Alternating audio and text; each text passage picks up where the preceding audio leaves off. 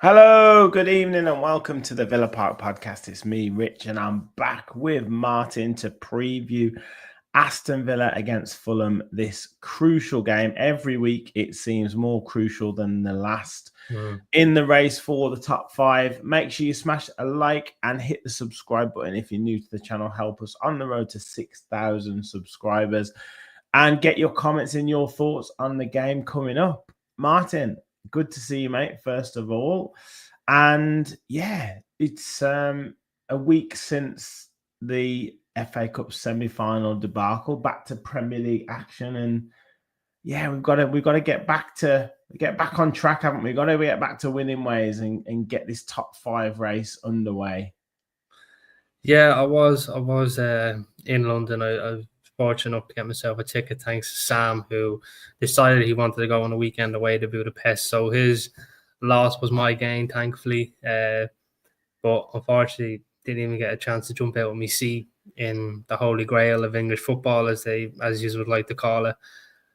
And it wasn't a disappointing day. I had a great day, met some wonderful people, some great stories. A lot of people had Irish backgrounds they were all telling me about, and my mate was with me, and funny enough, we happened to meet one of my other mates who just happened to be there, which was quite funny. But I had a great day overall, and I really couldn't be disappointed by it. But it was just unfortunate by the result. But right now, I'm over that, and I'm just concentrated now for tomorrow. Yeah, we've got to put that behind us, and I guess the result yesterday with Nottingham Forest getting beaten by Brentford, and Wolves putting up a decent effort against Man City. Actually, I know Man City are currently, as it stands, winning 1-0, but it does show you that there are many twists and turns to come in this race. 4 games to go, anything can happen, and teams that you might think are on the beach and what have you, they'll still want to play. They'll still want to win games to end the season positively. Yeah, of course. There's always times when English clubs, you always get that classic phrase of, oh, they're on the beach, they won't worry about wanting to finish on a high note. But that's not the case this season. Obviously, there's this element that they want to finish on a high note to give some fans hope going into next season. Can we pick up on this? Can we pick up a player or two? Which is basically going to be the same for us too. There's under no illusions that we're not going to think that. So it definitely is going to feel that way. But there might be, I think, 1 or 2 teams on the beach in the Premier League, which I will touch on. But, we'll have to see how this season goes. Plenty in twists and turns yet. Yeah. Great to see Si. Evening. Before anything, hit the like for the lads. Thank you very much, Rachel. Good evening to you, Stephen and Matty as well. Good evening. Patty is in the house. Good evening to you.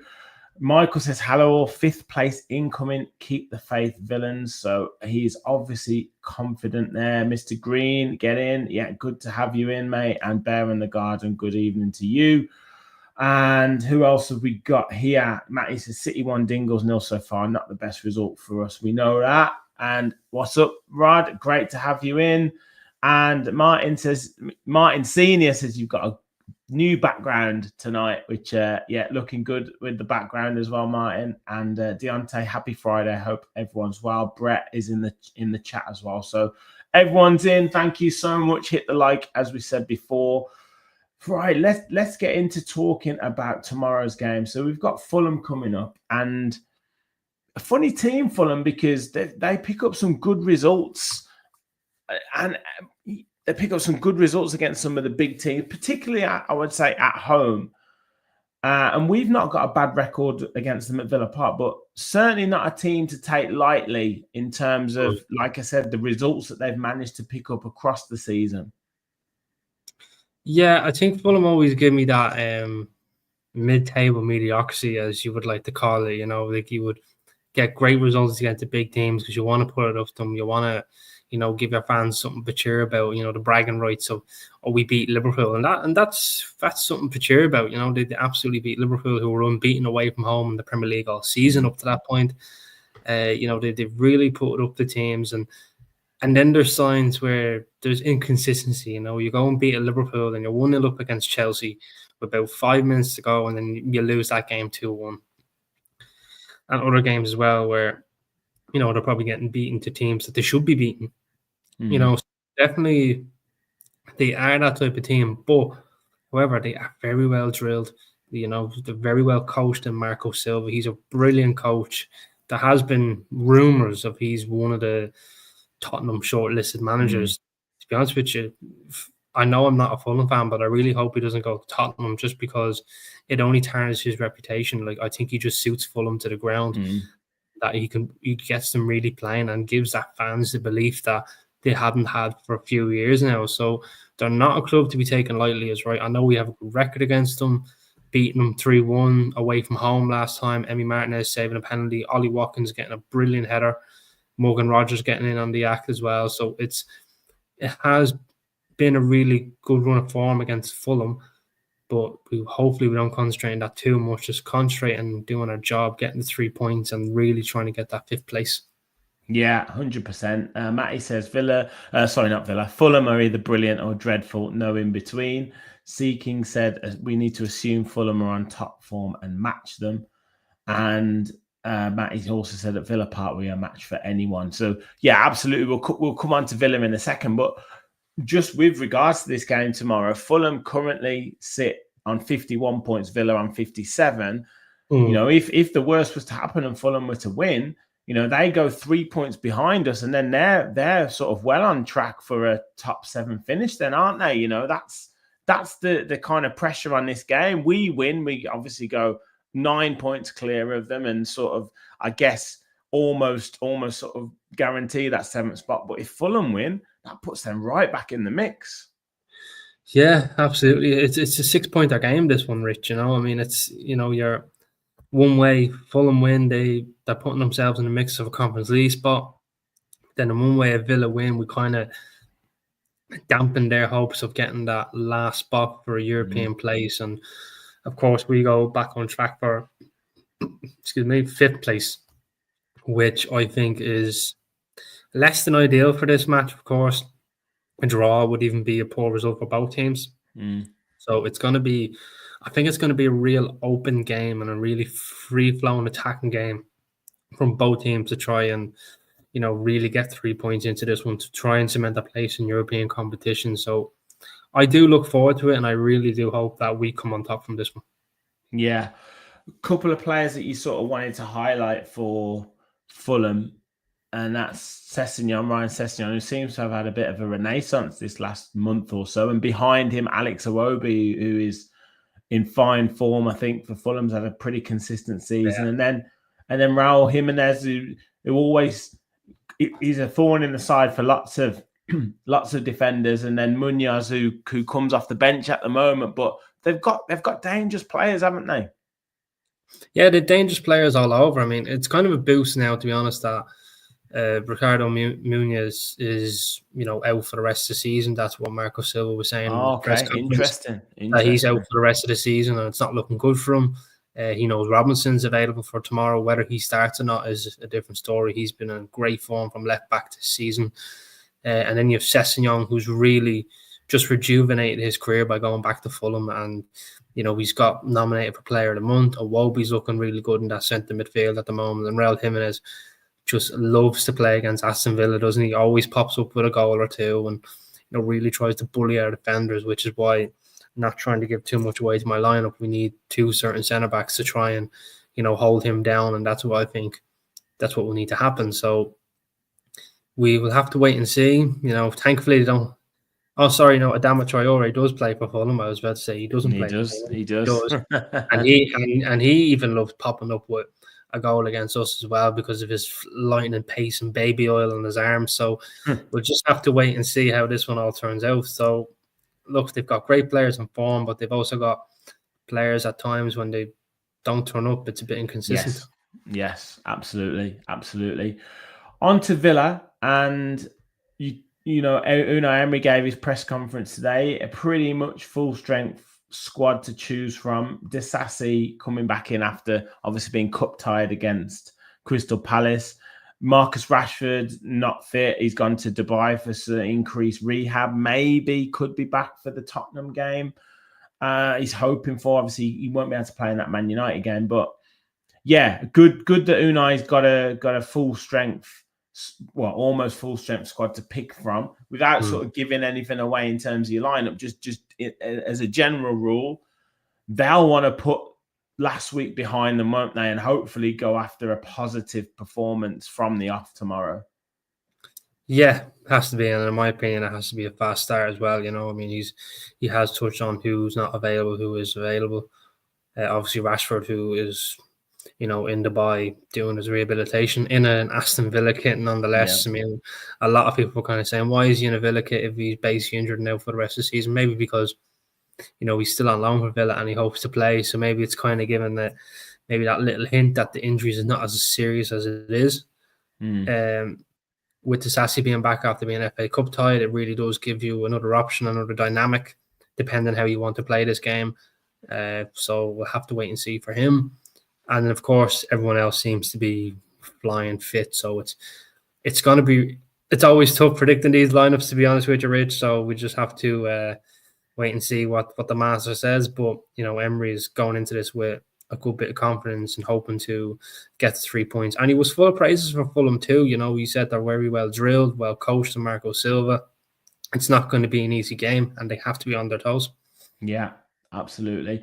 Couple of players that I don't think we'll be too surprised when we see your predicted lineup, but just to focus on one or two players initially, he's always in the headlines. He's always at the forefront, and that's Ollie Watkins. Obviously, it's not obvious, but I'd say it's a pretty big chance that he will start tomorrow, especially with Rashford not fit.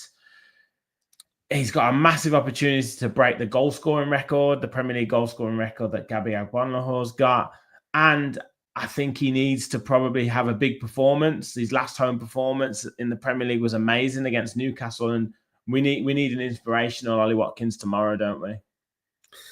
Absolutely. It's a chance for him to break the record in Villa Park. It will be absolutely be a big moment for him. How many chances will he get to do that? I don't know. Just trying to throw a little dig in there for myself. But, if he breaks it, it'd be great to see. It's been a long time coming since a Villa player has beaten Gabriel Agbonlaho's record.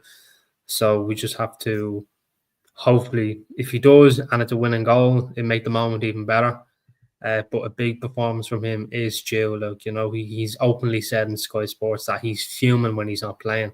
And he's every right to be fuming when he's not playing, to be honest, because he's been the main man for, the good part of 4 to 5 years now. And when he was sitting on the bench for a few weeks, he didn't like it. He wants to be starting. He wants to be playing. And that's a good thing, I mean, a lot of speculations going around that, is he saying that now? Would he leave in August? I don't think that's really kind of the case. But, he's just fuming that he's not playing. He's come out and saying what every footballer would say when you've been starting for a good part of 4 to 5 years and now all of a sudden you're sitting on the bench. You don't like it. You want to be on the pitch playing. So hopefully that releases a bit of a hunger in his belly to really put in a strong performance like he did against Newcastle and Southampton. So it's a really good chance now to show a bit of consistency in his performance. Yeah, and a goal after 25 seconds would be great to get us set up. So that would be ideal. That would be ideal.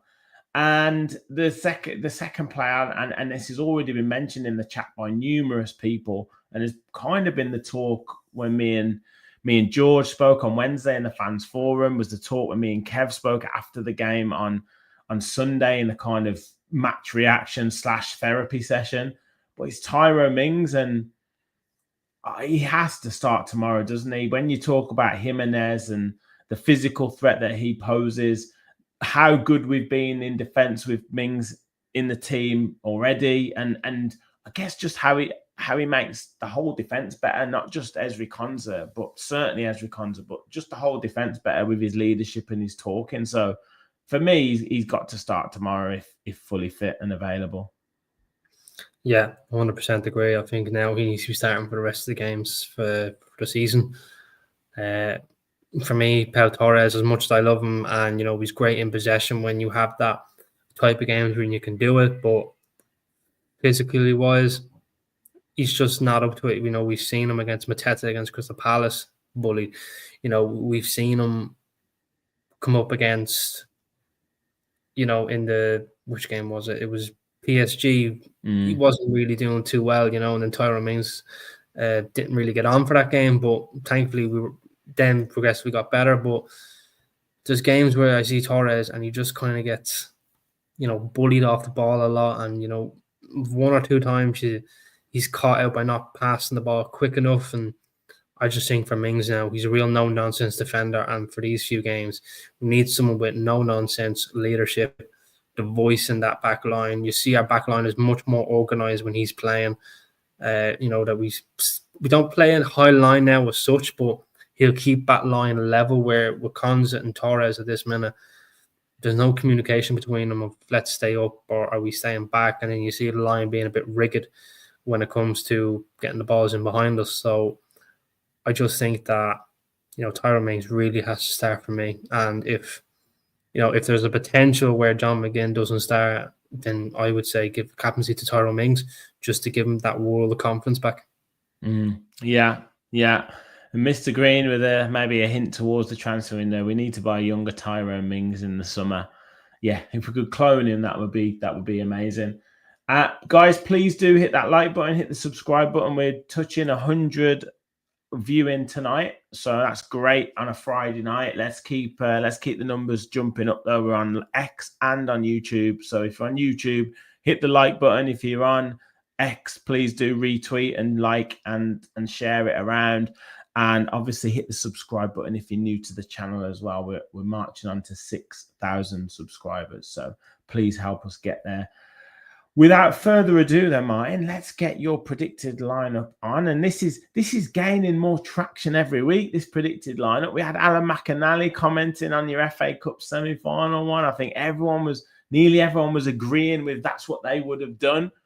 This one, I think, a little bit more conservative. I see what you're doing these days, but let's bring it up. So you talk us through your choices. And I think this might be quite popular, this lineup, mate. Yeah, I've gone with this one. Obviously, Martinez, he picks himself, and I will talk about him after I've kind of gone through everyone else at this minute.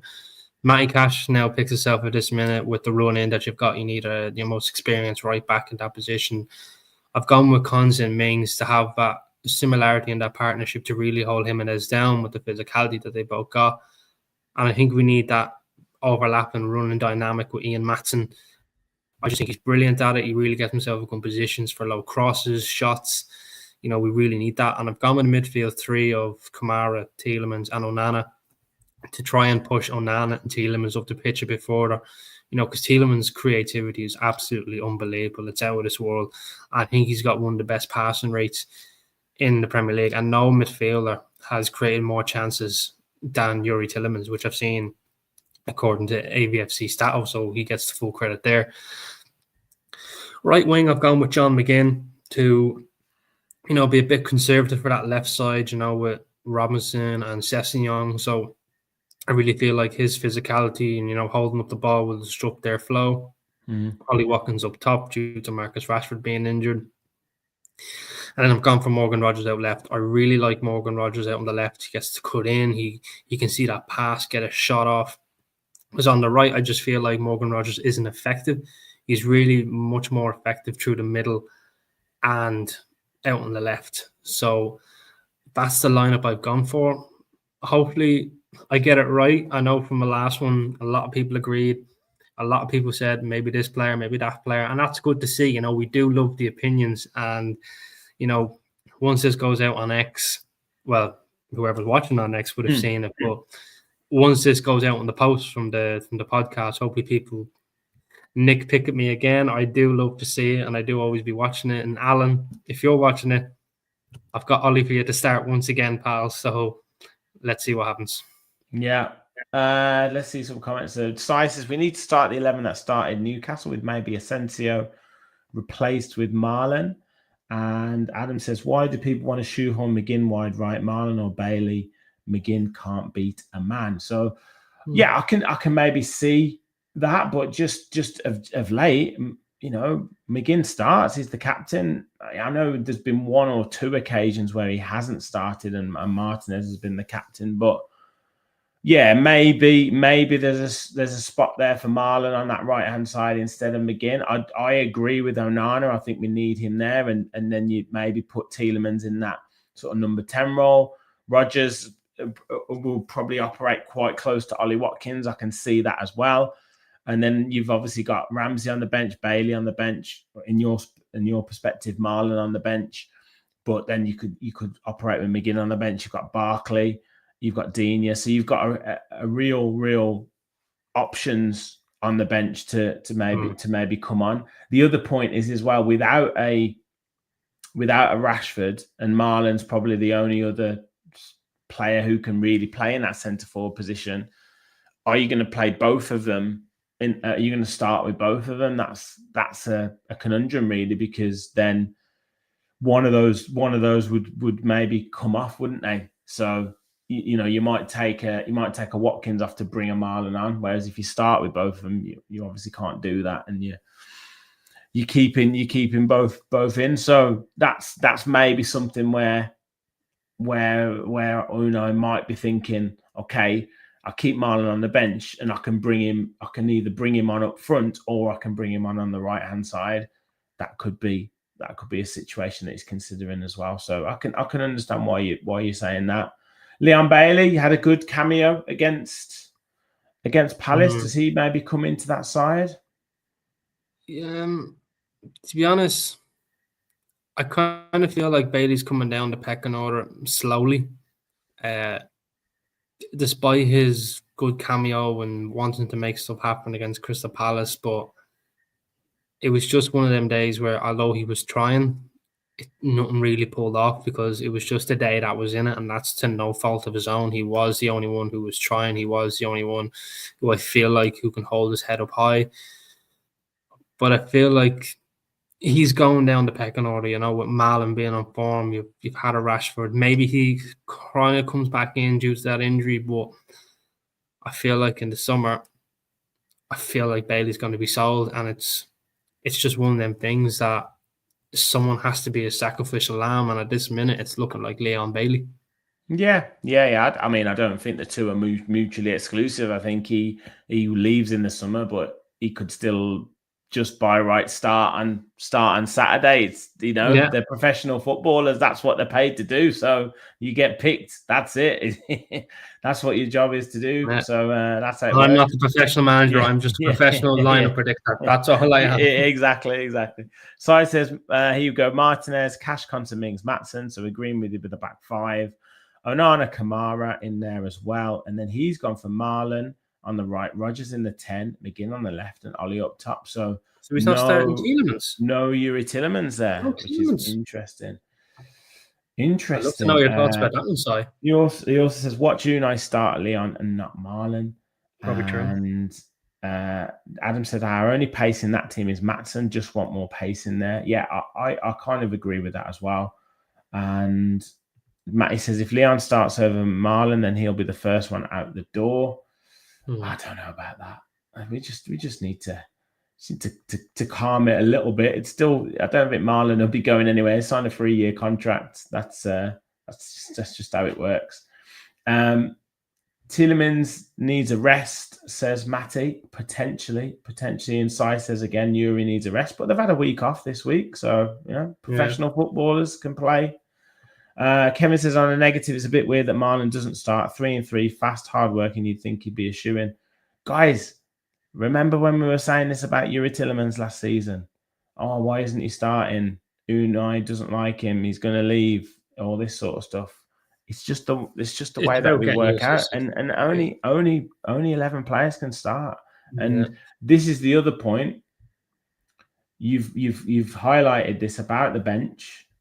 There's big chances, from the bench, and we've got numerous players who can come on and change a game.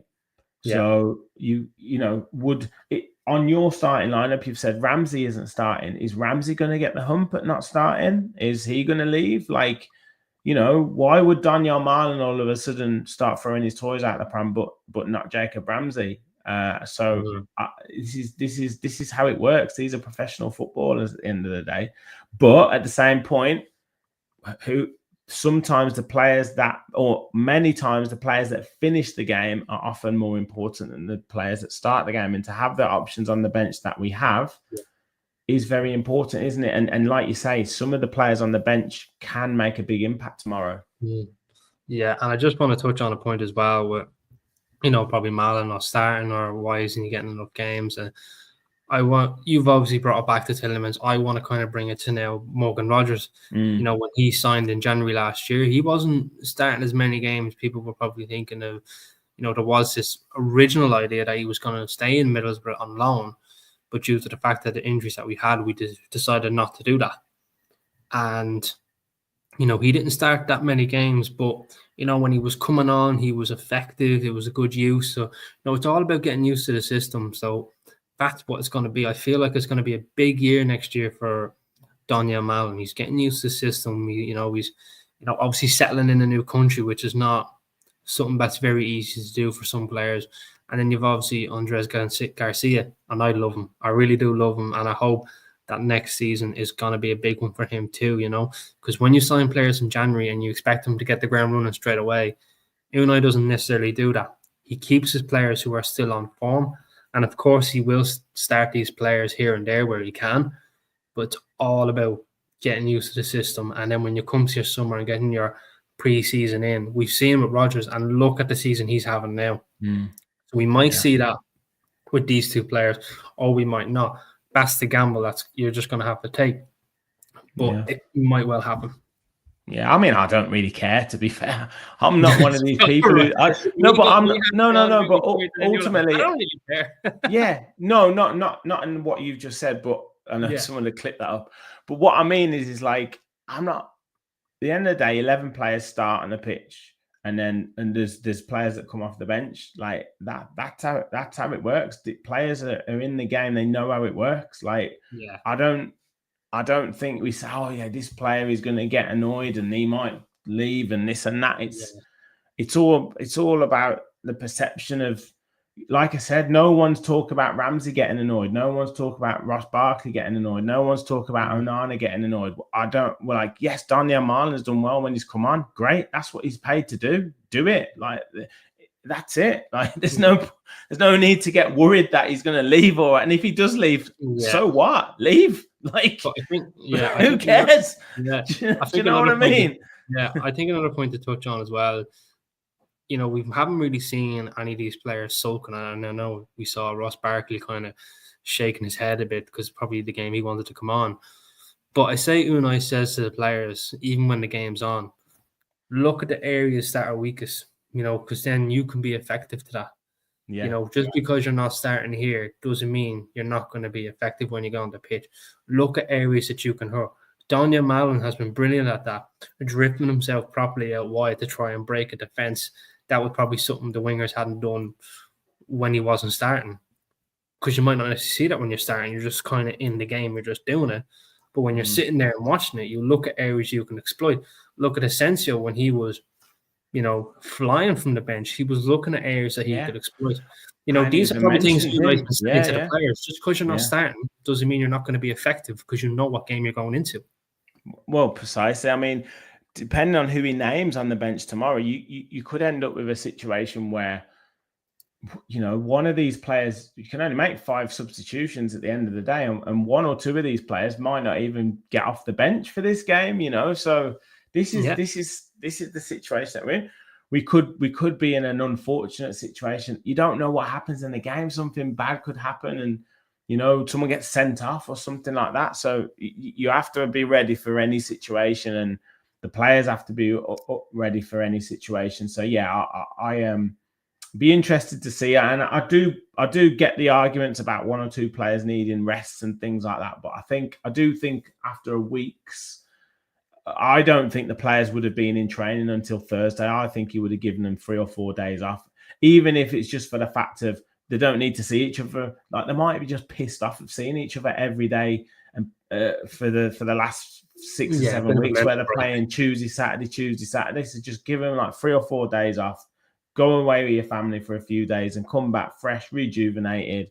You're not seeing the same faces day in, day out, and just have a little time away and then come back nice and fresh. It's more of a mental break as opposed to physical. Absolutely. Let's have a look at some of the comments. Michael said, look how long it took Yuri to get in the side. Don't worry about Marlon. Matt said, if Mings isn't playing tomorrow, I won't be too confident. Yeah, we've talked about Mings, definitely. John says we need a fast, positive start tomorrow up the Villa. Adam says about Marlon, even off the bench, he only gets 10 minutes. Even when Rodgers is shattered, Marlon doesn't come on. It's odd. I think sometimes as well, I think with keeping Rodgers on, I think Unai thinks that he can do something out of nothing. Like he can produce something. So I think that's why sometimes he's been reluctant to take him off. Kevin said, but sometimes these players scoring from the bench need a start and let the Baileys and McGinn's come off the bench. Yeah, maybe so. I do think McGinn's not started every game though. So I says Morgan needs a rest too at Wembley. It's like he's never seen a ball before. Yeah, he was poor last week. He was.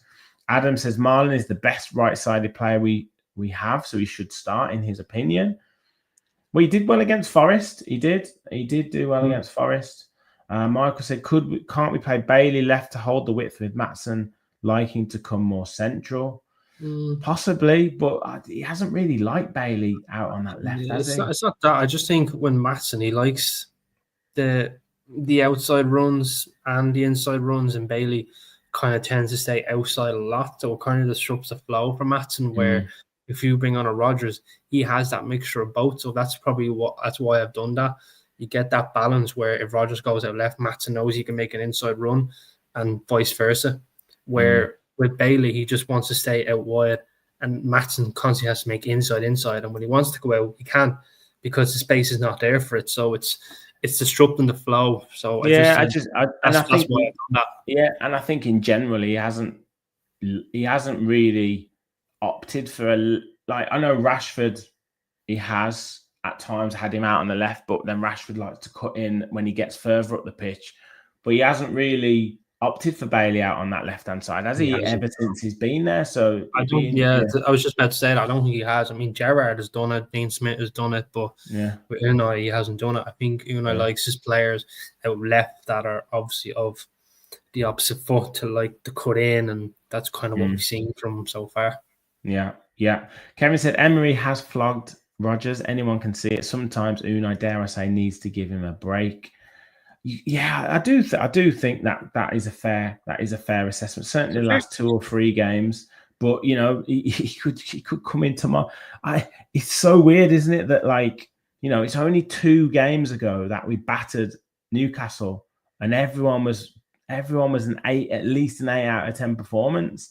It's only the kind of heartache of losing against Man City in the last minute, and then the disappointment at Palace that's really put this into focus. Yeah, we get a good win tomorrow with a couple of really good performances from the likes of Tielemans or Rodgers or Watkins, and all of a sudden that kind of pain sort of starts to disappear a little bit. I don't think the disappointment will go away, but certainly the pain will start to disappear, so especially as we see ourselves, potentially level on points from Nottingham Forest and closing the gap on Chelsea and Newcastle. That's where that will start to sort of disappear. So that's what we're hoping for anyway. That's certainly what we're hoping for. We have to see what happens. I was full of praises after Newcastle, because we obviously put in such a strong performance, but I'm not all doom and gloom. I'm still hopeful that we can get 5th place, hoping other results go our way, which, there is a running picture there for everyone to see. Yes. So we'll get that up short. We'll get that in a minute. I just in terms of, I guess, tactically, or a few people have sort of indicated what they would like to see. And are you in agreement now? A fast start, a positive start. It's early kickoff Saturday, 12:30. Sometimes been notorious to be a little bit cagey and players not really too up for it, I would say, or maybe that's the wrong phrase, but yeah, certainly a reputation to be a bit cagey and a bit slow at first. But Villa really do need to get out of the blocks quickly. Do you see that happening?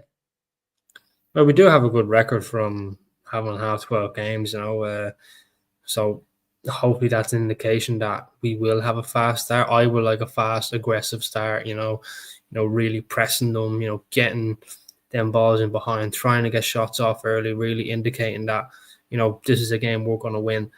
So we'll have to, wait and see. Fulham may want to do the same thing. So if both teams have a fast start, we could be in for a high-scoring game, or we could be in for 2 goalkeeper masterclasses. We'll just never know. So I hope, in my opinion, that Fulham are not up for this, and that we are, and that we get the 3 points, and then we hopefully all the results go our way. Yeah. Kevin says Ramsey left, Rodgers middle, Marlon right, Watkins up top. Surely I'm not the only one who thinks this would be frightening. It would be. And then says Kamara and Tillemans in the pivot. And Adam does say he wishes it was that consistently.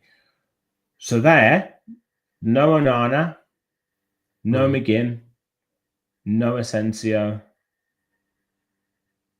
Obviously Bailey's out, but yeah, would you be happy to not start Onana, McGinn, or Asensio in that lineup? Asensio, yes. McGinn, possibly. For Marlon, that wouldn't issue me. But I wouldn't want Asensio to start this game. I think our midfield needs to be, robust, compatible with each other. And I think Tielemans, Onana, and Kamara really suit each other. Kamara can sit in that 6 role, try break it all up, and you've got then Onana and Tielemans, just further up the pitch, trying to pick little pockets on each side of the pitch. Tielemans with his creativity can release a Marlon, so maybe that is probably one thing I probably didn't take into consideration.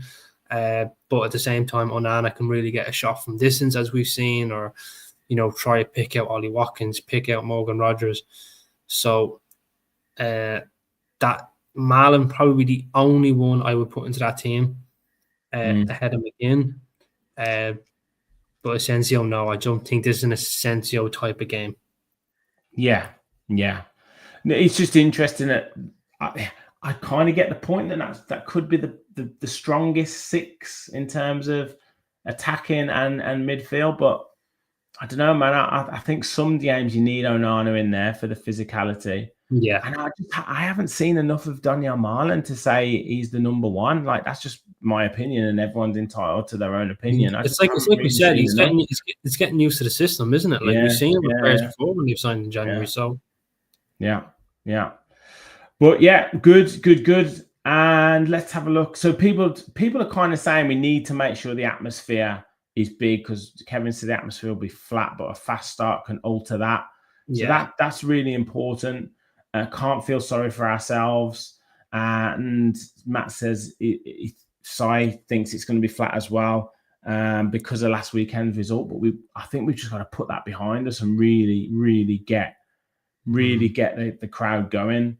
Because we can't really be sulking. We've got to be winning these 2 home games, and then really hoping. I think we need at least 4 points from the 2 away games, the Bournemouth and Man United. Obviously 12 points I think would get us comfortably in that top 5 position, but 10 points would put us really in the frame. But I think anything less than that, and I really do think we're struggling with that.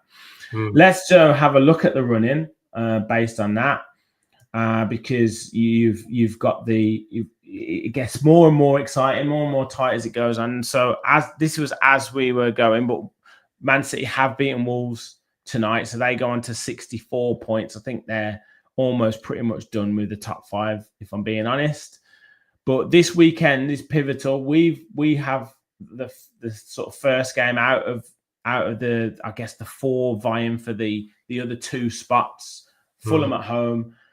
Forest have Palace away on Monday night, and after losing to Brentford the other night, that's a real pressure game. Newcastle have Brighton away, which is not easy, and Chelsea have Liverpool at home. And Liverpool at home might make some changes. The week after, I think, is a pivotal week because Newcastle and Chelsea both play each other, and Villa have Bournemouth away, which again I believe is before that Chelsea-Newcastle game. So we win those two games and we really, really do put the pressure on for those teams playing after us. But how do you see this running? You know, it's 13% chance at the moment on that one. But how do you see it going? Well, as the old cliche goes, would you want to bet against us? I think if we beat Fulham, we put ourselves in a good position. I think Forest will lose to Palace away. You know, Forest have only won one game in the last 5 matches now, beating Tottenham Hotspur. Palace away is not an easy place to go to. It's really not. I've been to Selhurst Park myself. You're really close to that pitch. The fans really do. You really do hear them. Chelsea at home now to the champions elect. That one I'm really worried about because Liverpool have won the league. Will they take their foot off the gas? Will they rotate? Maybe not. Maybe they will. So I'm worried about that one. Obviously, Man City is now 1-0. Obviously, increasing their percentages in the top 5 chance. Newcastle with Brighton. Brighton, very inconsistent. You know, they're kind of, you know, here or there. They get great run, then they go back to a real inconsistent run. So I think Newcastle might have too much for Brighton. That's just my opinion. I think the places that are between 5th now at the minute is going to be us, Forest, and Chelsea. I think Newcastle and Man City are just too nailed on. But Chelsea's running does look a lot frightening compared to ours. You know, you have Liverpool at home, Newcastle away, you have Man United at home, and then you have Nottingham Forest away. So whatever happens in that final day, it's going to be a tricky one. Yeah, I think it could. I think somehow it will come down to that, to the last day of the season. It's just what the situation is for Chelsea and Forest. Like, I was trying to work everything out, and I had it that even if we beat Man United, because of our I don't think I had us beating Bournemouth, but even if we beat Man United, I think whoever won out of that Chelsea Forest game would end up getting the 5th, and even if they drew, one of them would get it because they'd have a better goal difference. So, yeah, but I think that was before I had Forest losing to Brentford. So, you know, Forest against Palace away is not easy on a Monday night. It's not easy. So if we get the win tomorrow, that really does put the pressure on. And then, you know, Bournemouth away is a huge game. Adam, yeah. I wish you were a bit more positive tonight, mate. I wish you were a bit more positive. In the reverse fixtures, we've only picked up 5 points against these 4 teams. Oh, so I don't want to see that. So that's the opportunity to turn it around, mate. That's where we turn it around. Kevin said it's been a remarkable season. We must remember that. Got to give the lads a real push. If we don't get 5th, so be it. We're on the up, no doubt about it. And Chelsea aren't getting any more than 3 points out of those, says Matt. Interesting. John says 6 would be a great season. Bournemouth away worries Si. Yeah, it is going to be a tough game, that one. That one is going to be a tough game. Man U away could be a loss. I think if we have to win, though, I think we go into that really well. And if United, as it looks like they're going to get to the Europa League final, that's the Wednesday night before. So if they lose, they'll be on a proper downer. If they win, they'll be partying, and it'll be you know, they won't be bothered. So let's hope for that. Either way, let's hope that they're, you know, they're. I'm sorry, I just need to put something out here. I mean, the fact that the Europa League final could potentially be the 2 teams who have been absolutely crap. That's probably the lightest word I can put in here. 15th and 16th, respectively, and one of them could possibly get the Champions League. That is just so typical of 1, Man United, and 2, the luck of Spurs. And I hope it would be Spurs to win it, because I do not want to see Man United anywhere near Europe after the season they've had. I'd probably say the same for Spurs too, but one of them has to get it.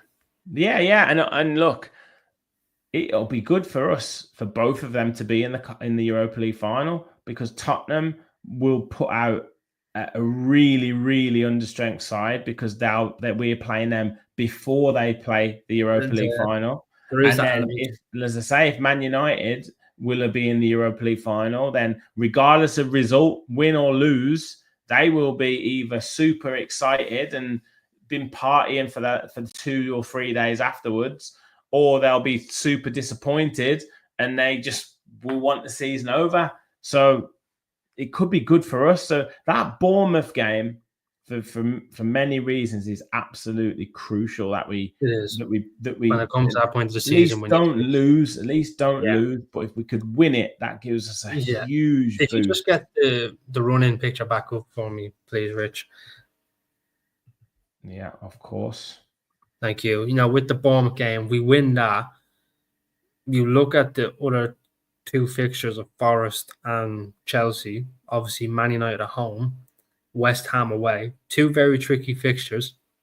And then obviously they have to play each other. I think Forest are going to lose to Palace. I think they draw with Leicester. That gives them 4 points. Then I think Chelsea will lose to Liverpool and lose to Newcastle. I think we win, potentially get a draw with Bournemouth. That'll leave us on 61, putting Chelsea down to 7th. Forest will then be 5th at the moment. And then you go into them last little 2 games, which I think is going to be a real hell of a ride, because if we get a win, that'll put us then on 64 if we beating Spurs. And if them two get a win, that'll put Chelsea on 63, Forest then 64. And then you need a draw then between Forest and Chelsea and us to beat Man United to get that 5th spot. Maybe that could possibly happen. And if it does, come back to this and quote me. Yeah. It's gonna, like we said right at the start, there's gonna be some very, very big twists and turns. And I think tomorrow, if we can get a win, that puts us back really in the race, puts a bit of confidence back in the players, and going into Bournemouth next week, which I think is the real crucial one. Guys, please do smash a like and hit the subscribe button. Help us continue on the road to 6,000 subscribers. We're going to get score predictions now for Saturday's game against Fulham. So please do put your predictions in the chat. Hopefully you guys are all positive about tomorrow. I think even Adam is positive. He thinks we'll win tomorrow. And I think we have to win, basically, for 4 top 5 chances. Really, we have to win. And here he is, 2-1. Sorry, I've got Deontay's there first. 2-1 Villa. Deontay says 3-1 Villa. So that's a good one. Patty is 2-2. It'll be a tight match. That will be a gut of that. A draw. A draw will be, I think I'll be super gutted for a draw, to be honest. Sai says 3-1 to us. John says 2-1, a squeaky bum win. Kevin says 4-1 Villa. That'll be good for the goal difference. Matt says 4-1 Villa. Michael says 4-0 Villa. That's brilliant. Martin, what are you saying? I'm going to go with 2-0 Villa. I think Watkins will beat the record. And then I'm going to back Marlon from the bench. Love it. Bailey says 2-0 Villa. Stephen says 4-1. Watkins, Brace, Marlon, and Onana. Stephen Van Leer says our last 4 games are all winnable. Definitely. He also says we get a clean sheet if Mings plays, says Bailey. Bongo says 5-1 Villa win. Yeah, that'd be a great one. Yeah, brilliant. That would certainly be good for the goal difference. That one definitely will be up there for all 4 reasons. 3-1 Villa. Michael said we need to win with a clean sheet. And Stealthy says, only just got in, but finally a bit of sense regarding Marlon. Well done, Rich. Thank you, mate. He's a good player, though, and I do hope he scores tomorrow. Steven says, yes, he's feeling 3-1. I think I'm going to go for a solid 3-0 victory for Aston Villa. Yeah, that'd be good for the goal. Clean sheet. And let's say Ollie Watkins, yes, will score. I think Morgan Rogers will get back to scoring ways. And I'm going to agree with you with a Daniel Marlon goal off the bench. And yes, we will, because the goal difference we're on +5, Forest on +12. Let's say we get a good win tomorrow. That would, 3-goal swing. That would put us on +8.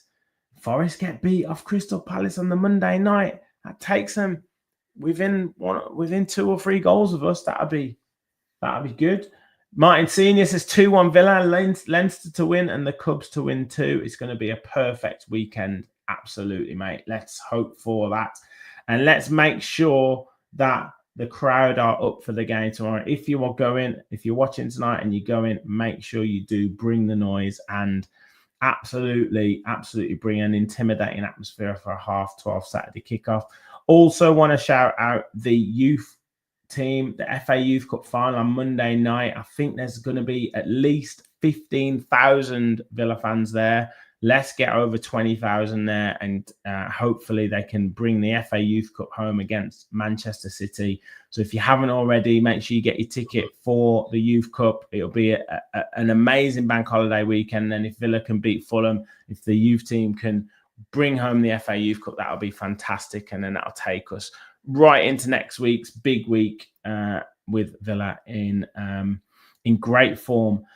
Martin, thank you very much for joining. I'll be back tomorrow for my instant reaction, so please do look out for that. Hopefully it's a successful one. We'll also be back across the weekend with our Lions Raw full match reaction show at some point, so make sure you look out for that.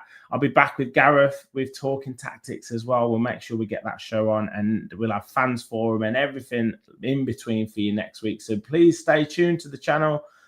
Last run, hit a like if you haven't already on your way out. Hit the subscribe button if you're new to the channel. Thank you all for watching. And as always, remember, we'll follow the Villa.